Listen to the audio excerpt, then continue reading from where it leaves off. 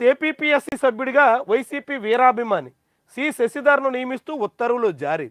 ఆంధ్రప్రదేశ్లో పాపం చంద్రబాబుకి విపక్షం కన్నా సొంత పార్టీలోనే చాలా పెద్ద తలనొప్పులు ఎదుర్కోవాల్సిన పరిస్థితి వస్తుంది.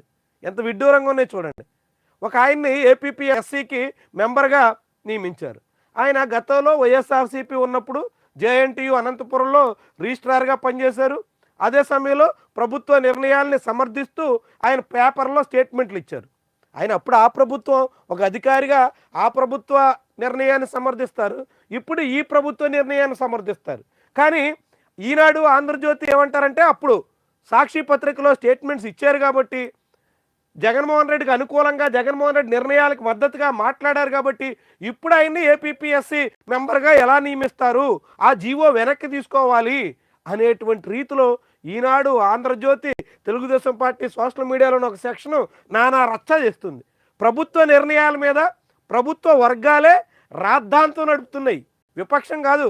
చాలామంది ఎక్కడైనా నియామకాల విషయంలో తప్పులు దొర్లితే విపక్షం నానా హంగామా చేస్తూ ఉంటుంది. ఇక్కడ ఆంధ్రప్రదేశ్లో అందుకు భిన్నం. అధికార పార్టీ నేతలే రచ్చ చేస్తున్నారు.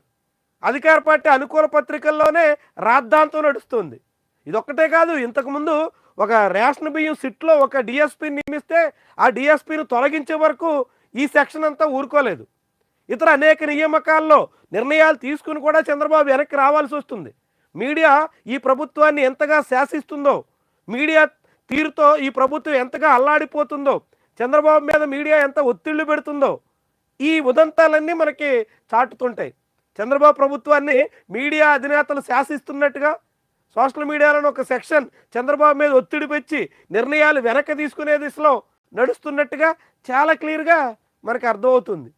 ఒక చిన్న డిఎస్పీ స్థాయి నుంచి ఇప్పుడు ఏపీపీఎస్సీ మెంబర్ వరకు ఏ నియామకాల్లో కూడా తమకు గిట్టనటువంటి వాళ్ళ మీద ఏ రీతిన రాద్ధాంతం చేస్తున్నారో, ప్రభుత్వం ఎలా యూటర్న్ తీసుకుంటుందో మనం చూస్తున్నాం. బహుశా ఈ శశిధర్ విషయంలో కూడా అలాంటి నిర్ణయమే వెల్లడవచ్చు.